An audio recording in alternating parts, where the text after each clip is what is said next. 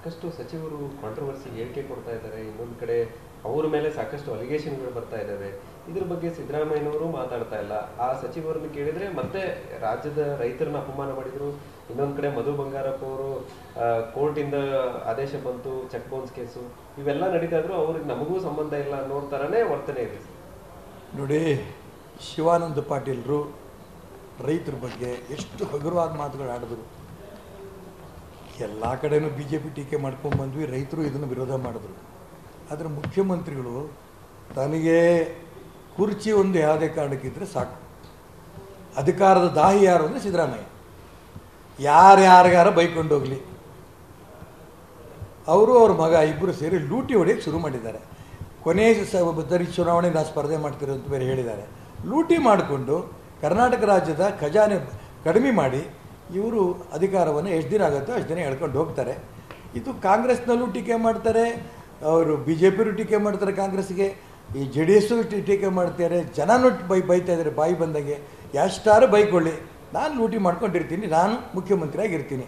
ಇಂಥ ಅಧಿಕಾರಿ ತಾಯಿ ಮುಖ್ಯಮಂತ್ರಿನ ನಾವೆಂದೂ ನೋಡಿದ್ವಿ. ಸಾಕಷ್ಟು ಸಚಿವರು ಕಾಂಟ್ರವರ್ಸಿ ಹೇಳಿಕೆ ಕೊಡ್ತಾ ಇದ್ದಾರೆ. ಇನ್ನೊಂದು ಕಡೆ ಅವರ ಮೇಲೆ ಸಾಕಷ್ಟು ಅಲಿಗೇಷನ್ಗಳು ಬರ್ತಾ ಇದ್ದಾವೆ. ಇದ್ರ ಬಗ್ಗೆ ಸಿದ್ದರಾಮಯ್ಯನವರು ಮಾತಾಡ್ತಾ ಇಲ್ಲ. ಆ ಸಚಿವರನ್ನು ಕೇಳಿದ್ರೆ ಮತ್ತೆ ರಾಜ್ಯದ ರೈತರನ್ನ ಅಪಮಾನ ಮಾಡಿದ್ರು. ಇನ್ನೊಂದು ಕಡೆ ಮಧು ಬಂಗಾರಪ್ಪ ಅವರು ಕೋರ್ಟಿಂದ ಆದೇಶ ಬಂತು, ಚೆಕ್ ಬೌನ್ಸ್ ಕೇಸು ಇವೆಲ್ಲ ನಡೀತಾ ಇದ್ರು. ಅವ್ರಿಗೆ ನಮಗೂ ಸಂಬಂಧ ಇಲ್ಲ ಅನ್ನೋ ಥರನೇ ವರ್ತನೆ ಇದೆ. ನೋಡಿ, ಶಿವಾನಂದ ಪಾಟೀಲರು ರೈತರ ಬಗ್ಗೆ ಎಷ್ಟು ಹಗುರವಾದ ಮಾತುಗಳು ಆಡಿದ್ರು. ಎಲ್ಲ ಕಡೆನೂ ಬಿ ಜೆ ಪಿ ಟೀಕೆ ಮಾಡ್ಕೊಂಡು ಬಂದ್ವಿ, ರೈತರು ಇದನ್ನು ವಿರೋಧ ಮಾಡಿದ್ರು. ಆದರೆ ಮುಖ್ಯಮಂತ್ರಿಗಳು ತನಗೆ ಕುರ್ಚಿ ಒಂದು ಯಾವುದೇ ಕಾರಣಕ್ಕಿದ್ರೆ ಸಾಕು. ಅಧಿಕಾರದ ದಾಹಿ ಯಾರು ಅಂದರೆ ಸಿದ್ದರಾಮಯ್ಯ. ಯಾರ್ಯಾರಿಗಾರ ಬೈಕೊಂಡು ಹೋಗಲಿ, ಅವರು ಅವ್ರ ಮಗ ಇಬ್ಬರು ಸೇರಿ ಲೂಟಿ ಹೊಡೆಯೋಕ್ಕೆ ಶುರು ಮಾಡಿದ್ದಾರೆ. ಕೊನೆಯ ಚುನಾವಣೆ ನಾನು ಸ್ಪರ್ಧೆ ಮಾಡ್ತಿರೋ ಅಂತ ಬೇರೆ ಹೇಳಿದ್ದಾರೆ. ಲೂಟಿ ಮಾಡಿಕೊಂಡು ಕರ್ನಾಟಕ ರಾಜ್ಯದ ಖಜಾನೆ ಕಡಿಮೆ ಮಾಡಿ ಇವರು ಅಧಿಕಾರವನ್ನು ಎಷ್ಟು ದಿನ ಆಗುತ್ತೋ ಅಷ್ಟು ದಿನ ಹೇಳ್ಕೊಂಡು ಹೋಗ್ತಾರೆ.